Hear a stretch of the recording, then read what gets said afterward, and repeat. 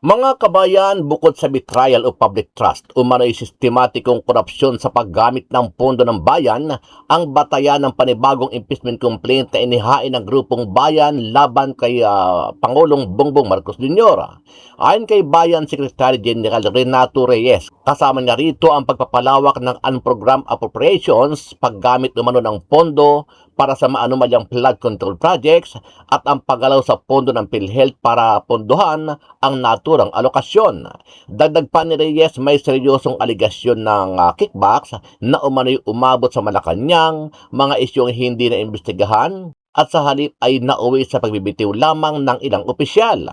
Well, ang pangunahing focus nga natin ay betrayal of public trust. Ito ay pagkakanulo ng tiwalang ipinagkaloob ng publiko sa Office of the President dahil nga po pinayagan ng Pangulo, tinaguyod ang isang sistema ng pork barrel allocation, so yung allocables na siya ang nagtatakda ng matatanggap ng mga iba't ibang opisyales, pinalaki ang unprogrammed appropriations at ginamit ito para ponduhan ang mga maanumalyang flood control projects. Kasama na dito yung paggalaw sa PhilHealth funds para i-divert papunta sa mga unprogrammed appropriations. At syempre po, yung seryosong aligasyon na merong mga kickbacks na napunta sa Malacanang at hindi man lang na-imbestigahan, napanagot ang mga opisyales, no? Pinagpitiw na lang dahil nga po pinoprotektahan sila ng Pangulo na pinaniniwalaan naming ultimate beneficiary ng mga kickbacks na nakuha mula sa mga iba't ibang infrastructure projects. Okay. Oo, So yun ang tatlong impeachable act. Samantala, dismayado si bagong alyansa makabayan na President Renato Reyes na hindi tinanggap ng Office of the House sa Secretary General ang kanilang impeachment complaint laban kay Pangulong Bongbong Marcos Jr.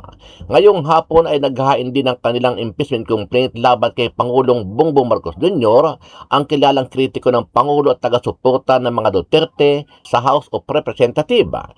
Para sa kanila, scam umano ang unang complaint na ipinasa. Bersyon nila at ng Makabayan Black daw ang tunay na naglalaman ng reklamo laban sa Pangulo. Ito lang kasi ang paraan ng taong bayan na magreklamo sa nakaupong Pangulo. Hindi ka pwedeng mag-file sa ombudsman.